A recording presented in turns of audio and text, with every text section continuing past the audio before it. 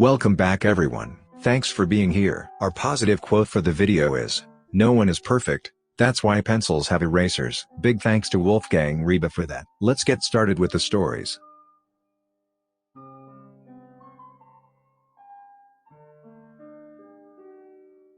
Am I the unreasonable one for going missing after my crush and best friends started dating?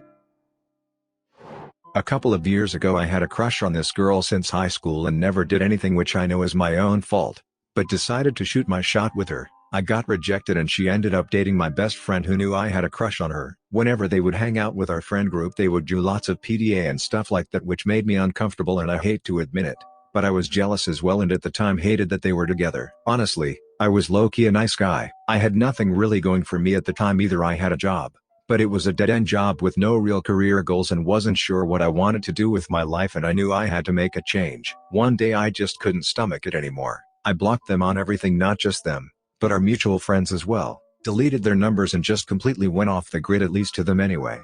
I applied to university and got into a paramedics course which I'm currently in my second year of. I moved to the city where uni was, and really my hometown is only a 75-minute train ride to the city, so not too far at all. And I really started to have a life of my own. I got into weight training, judo, and yoga, and it changed my life. Eventually, I met my now girlfriend in my paramedic course and she is amazing. I got pretty lucky. Anyway, with COVID, student housing got cancelled and my parents offered to let me move back in with them until it starts back up again, and I accepted. They said my GF can come too since they like her.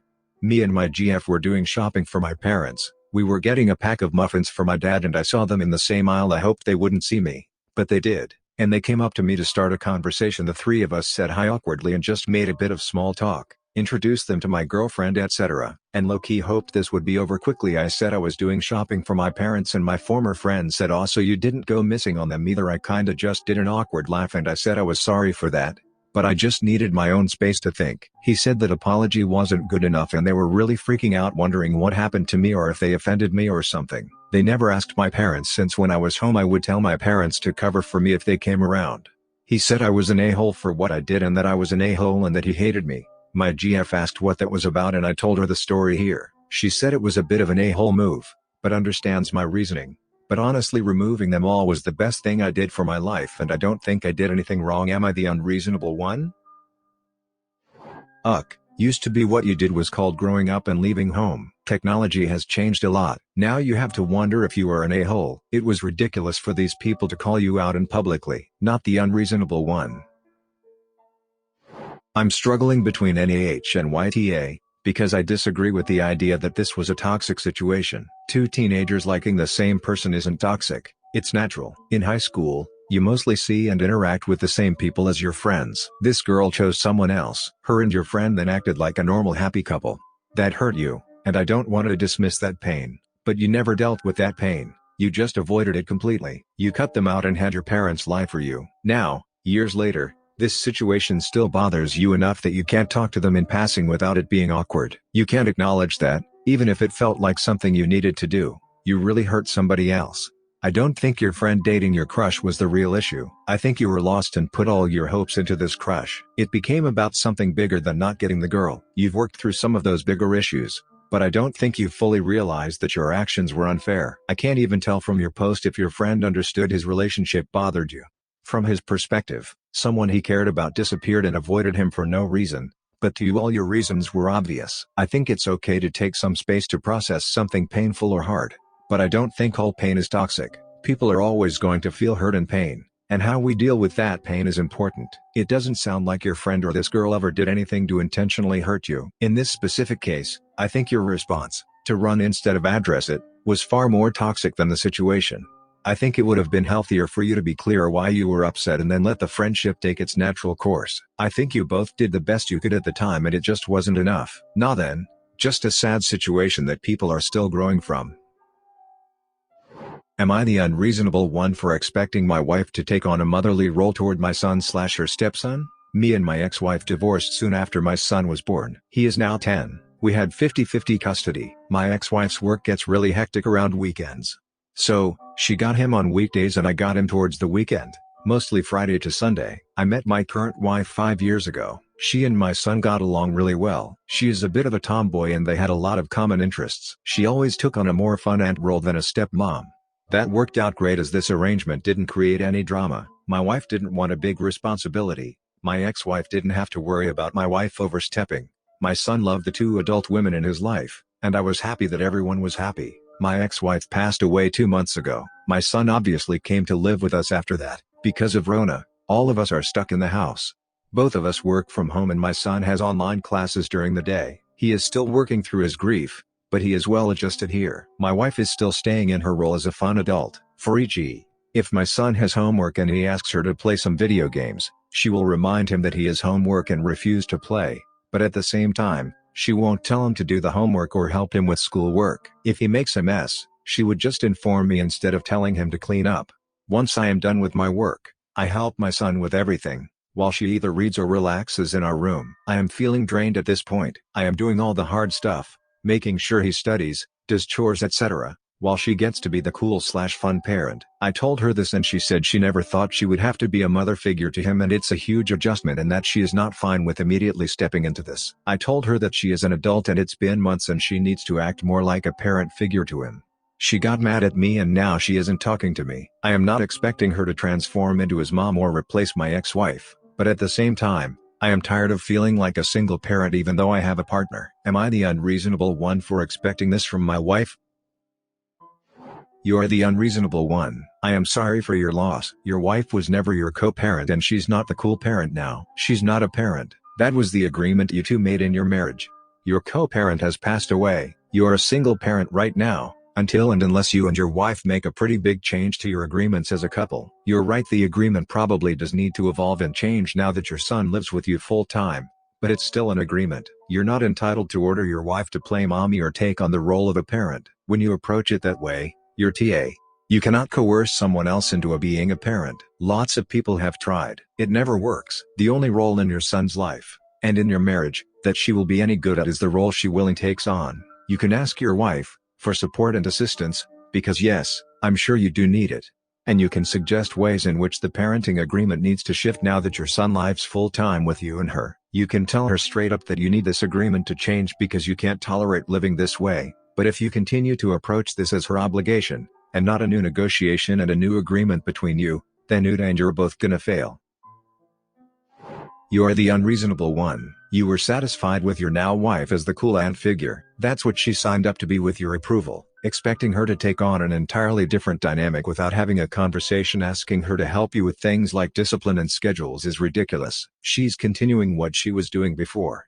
You're demanding a massive amount of emotional labor without the support of individual counseling for your son and family therapy. You signed up to make sure he studies and does chores over a decade ago. Don't be shocked that you have to actually do that.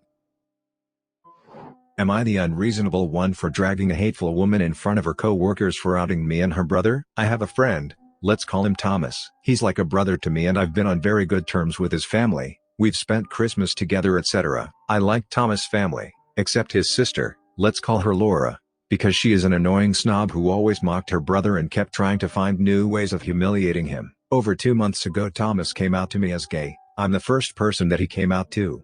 Everything was fine. But then his parents called him that they want to talk to him because they'd heard concerning gossip about him. Now I know that Laura found out about his sexuality from Facebook tag groups that he has joined, and she told the parents about it.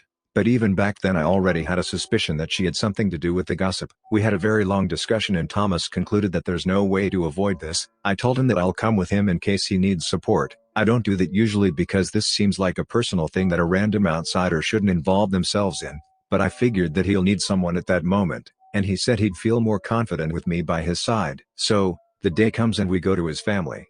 Thomas comes out and all hell breaks loose. His family starts calling him a degenerate, saying that they'll find a way to cure him. Thomas' mother starts crying I raised a pervert. The father was like I will not have a F. Got under my roof. Laura seemed strangely indifferent to all this.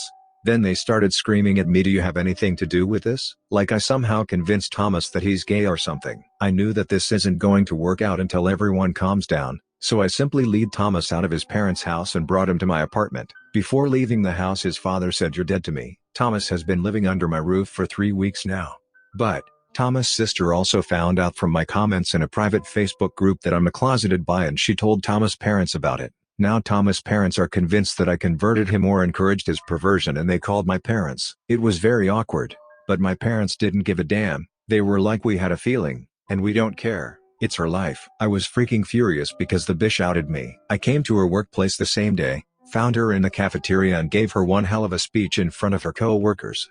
She called me a freaking mental decay. I checked her FB profile. She posted "people are insane these days," and I see people in the comments dragging her for homophobia. She also removed her workplace from her profile. I'm not sure if that's a safety measure or if she got fired. I don't care. DLDR, my friend's sister outed me and him. I got pissed and had an argument with her at a cafeteria in front of her co-workers.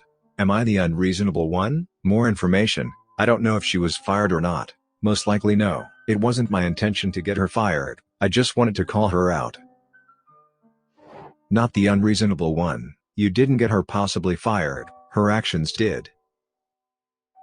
While I absolutely despise the woman for doing this to me and Thomas, I feel like going out of my way to her workplace to shout at her for being an awful person was too much, and I shouldn't have done that. It was an irrational impulse fueled by anger. I did not have the intention of embarrassing her publicly or anything. I was simply furious at that moment, and I needed her to know how freaking vile she is. Neither me nor Thomas were fully comfortable and ready to come out, and Laura took that away from us. Am I the unreasonable one? Would I be the unreasonable one if I, 22 years old female, banned my friend, 26 years old female, with fertility problems from seeing or having a relationship with my baby? I'm at 39 weeks and due any day now. I'm a single mom, and throughout my pregnancy and getting away from my ex, I've had two constant people in my corner: C, 22 years old female, and P, 26 years old female. For starters, P has been wanting and trying for a child for 2 years now. She's had a few false hopes and I know it must have been devastating for her. But P also leads a lifestyle that really isn't for getting pregnant. She is a heavy smoker and drinks often. I've gently suggested an OB/GYN, so she and her boyfriend cover their bases, when she would open up. As far as I know, I don't think she's ever gone and has only stuck to keep trying. I know when I found out I was pregnant, she was both conflicted and happy for me. P was lovely and helped me a lot. And, just so I'm transparent here, where I live, abortion is illegal. I've never wanted a baby. The pregnancy was forced on me by my ex. I opened up about adoption or getting an abortion anyway. I changed my mind later on after a few talks with my family and said I'd be keeping my baby. I love him now, very much, despite the rough start, and I wouldn't trade my child for anything. Lately, I would get daily messages from her saying things like, "It's August. He's coming soon. How's our baby? It's August 20. Is my baby boy doing okay? 20 days to go. How are we doing? Still no sign? Love you and our baby so much. No labor yet? You need to walk more. I bet he can't wait to come out. You have to help him along. What are you doing?" I'm uncomfortable with P referring to my child as ours or even hers. There have been plans of video calling while I'm in labor, to make sure to show us baby when he's out. She messaged the other day along the lines of, "Where are you planning to give birth? You should try a clinic, they're cheaper and there's a good one near here. I can come with you. Baby doesn't have a daddy anyway. I'll just take the father's spot." I found it horrible since the spot in the room was for my mother, who has ultimately been my rock. I also found out that when I told them the gender, she made a Facebook post about it, a cute baby graphic with "coming soon. It's a boy." People had been congratulating her. She'd just love have reacted and reply with, "Romantic face, baby, blue heart." She has been asking when they can all visit when the baby is here, and with everything that's happened, I'm not sure I even want anyone around anymore. I'm trying not to be paranoid or take things dramatically, but I feel so robbed despite not wanting to sever the friendship. Would I be the unreasonable one if I go through with this? Not the unreasonable one. I think you need to have an honest talk with your friend and tell her that you mom will be the only one in the delivery room with you and that when you are ready for visitors, you will let her know. But you are not ready to commit to a lot of people surrounding you right after you give birth. Try to be kind about it. She's struggling with not being able to have a baby, but that doesn't mean she gets to impose herself on you. Info: have you told her how uncomfortable the "our baby" stuff makes you feel? Am I the unreasonable one for leaving my daughter out of my will? I, 70 years old male, have been estranged from my biological daughter, 37 years old female, since she was 2. Her mother and I married after only 3 months of dating, and when we divorced, she bled me for everything I have. She made it very hard for me to see my daughter, and after a while I stopped trying. TBH, that was a period of my life I wanted to leave behind. Fast forward 2 years, I met and married the love of my life, and soon after I adopted her 5-year-old daughter. She has always called me dad and sees me as more of a father than my biological daughter does. Now, both my ex and my wife are dead, And I am the only parent in both my daughter's lives. My daughter and I reconnected not long after her mother's death and have been trying to make it work. Anyway, a couple of days ago, my daughter and I were talking and the subject of my will came up. My stepdaughter is the sole beneficiary of my will and has been since her mother died. After a bit of pressing, I told my daughter as much. She freaked out and told me that since she is my only real daughter, she should get the most money. I refused. I barely know her and would rather have the money go to my stepdaughter, who I consider my real daughter. Now both my friends and family are calling me an a-hole, saying I'm all she really has. I'm sorry she never found another father figure, but I'd rather the money go to my stepdaughter. Am I the unreasonable one? Also, a couple of you seemed confused by the timeline, so I will add more details. My ex and divorced when my daughter was about 6 months, and since I was in pretty bad financial straits, she got full custody. I fought to see my daughter for about a year and a half after, but gave up because of ex's hostility and my financial situation. A couple of months after, I met my wife. I paid child support during this time and all through my daughter's childhood. I even pitched in for child support when my ex called me crying about how hard it was to put a kid through college. Saw my daughter once this entire time, when she was 7, through the mercy of ex's sister. She couldn't have been less interested. Didn't contact me once until ex died last year. Almost certain her mom gave her a sob story to keep her from reaching out. Not the unreasonable one. Sounds like your bio daughter tries to reconnect so she can get money from you. Leave what you want, if all, to your adoptive daughter. She is your daughter, your bio is a stranger.